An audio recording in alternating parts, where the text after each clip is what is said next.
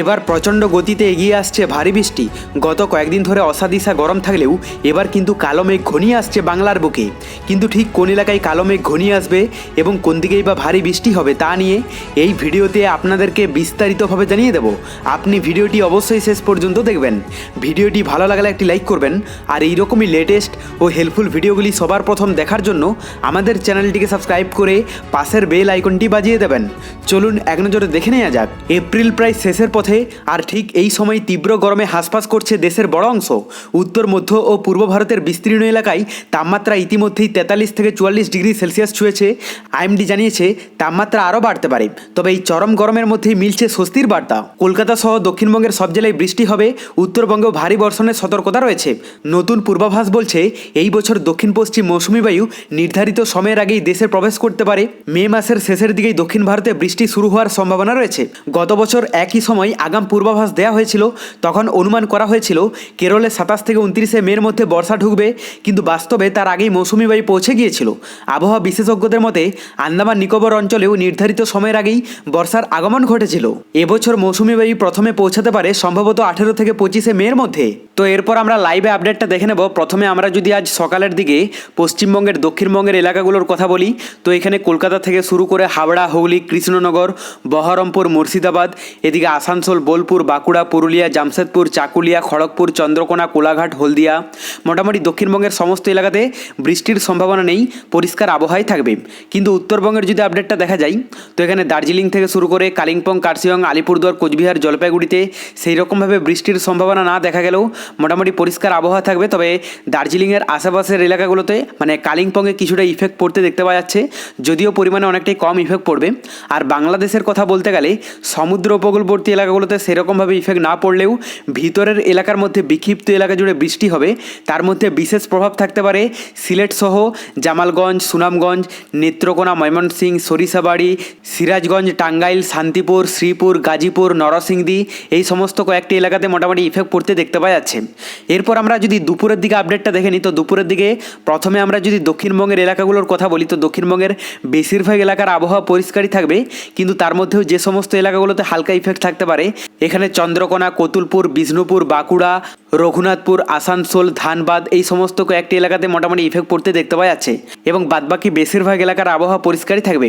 উত্তরবঙ্গের যদি আপডেটটা দেখা যায়, এখানে দার্জিলিং, কালিম্পং, কার্শিয়ংয়ে মোটামুটি ভালো ইফেক্ট পড়তে দেখতে পাওয়া যাচ্ছে দুপুরের দিকটাতে।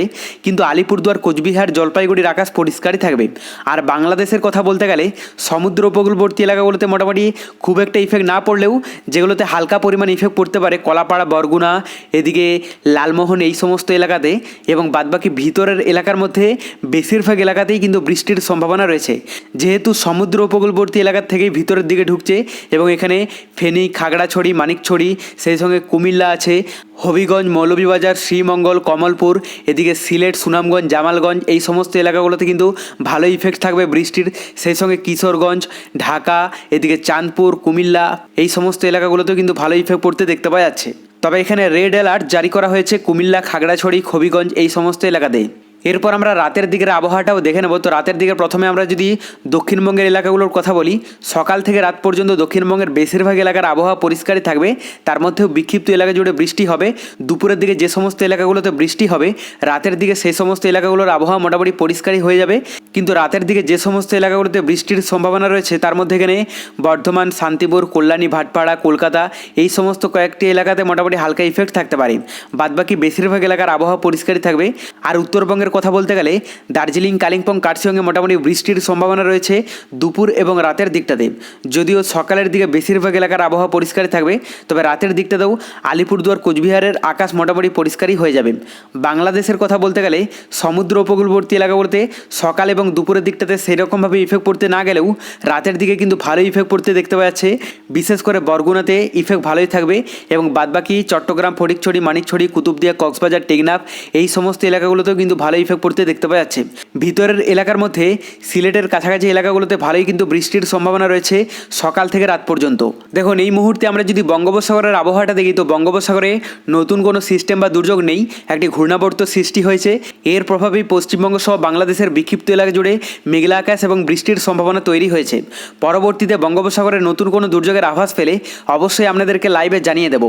এরপর আমরা তাপমাত্রাটা দেখে নেবো যে নতুন কোনো চেঞ্জেস এসেছে কিনা, কারণ গত কয়েকদিন ধরে পশ্চিমবঙ্গ সহ বাংলাদেশের বেশিরভাগ এলাকাতে মোটামুটি পরিষ্কার আবহাওয়া রয়েছে, বৃষ্টির সম্ভাবনা নেই। বৃষ্টি না হওয়ার ফলেই কিন্তু তাপমাত্রায় অনেকটা পরিমাণে অস্বস্তি ভাব দেখা যাচ্ছে। তো এরপর যেহেতু বৃষ্টি হবে সেহেতু তাপমাত্রায় কতটা চেঞ্জেস লক্ষ্য করা যাবে।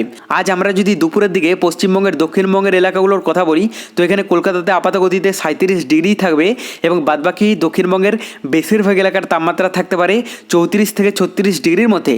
উত্তরবঙ্গের যদি তাপমাত্রাটা দেখা যায় তো এখানে দার্জিলিংয়ে মোটামুটি 20 ডিগ্রি দেখতে পাওয়া যাচ্ছে, পাশাপাশি কালিম্পং কার্শিয়ংয়ে 23 ডিগ্রি থাকবে। আর এদিকে জলপাইগুড়ি আলিপুরদুয়ার কোচবিহারের তাপমাত্রা থাকতে পারে 28 ডিগ্রির মধ্যে।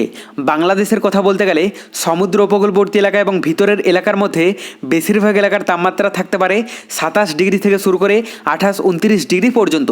তবে ঢাকাতে একটু বেশি থাকবে 33 ডিগ্রি সেলসিয়াস। এরপর আমরা রাতের দিকে তাপমাত্রাটাও দেখে নেব। তো প্রথমে আমরা যদি দক্ষিণবঙ্গের এলাকাগুলোর কথা বলি এখানে কলকাতাতে 29 ডিগ্রি দেখতে পাওয়া যাচ্ছে, পাশাপাশি বেশিরভাগ এলাকার তাপমাত্রা থাকতে পারে 27-28 ডিগ্রির মধ্যে।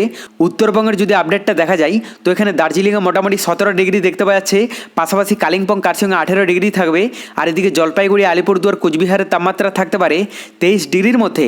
বাংলাদেশের কথা বলতে গেলে সমুদ্র উপকূলবর্তী এলাকা এবং ভিতরের এলাকার মধ্যে বেশিরভাগ এলাকার তাপমাত্রা থাকতে পারে 23 ডিগ্রি থেকে শুরু করে 24-25 ডিগ্রির মধ্যে। তবে ঢাকাতে একটু বেশি থাকবে 25 ডিগ্রি সেলসিয়াস এবং সমুদ্র উপকূলবর্তী এলাকাগুলোতে 26 ডিগ্রি পর্যন্ত চলে যেতে পারে। পরবর্তীতে বঙ্গোপসাগরে নতুন কোনো দুর্যোগের আভাস পেলে অবশ্যই আপনাদেরকে লাইভে জানিয়ে দেবো। তার জন্য চ্যানেলটিকে সাবস্ক্রাইব করে রাখতে ভুলবেন না।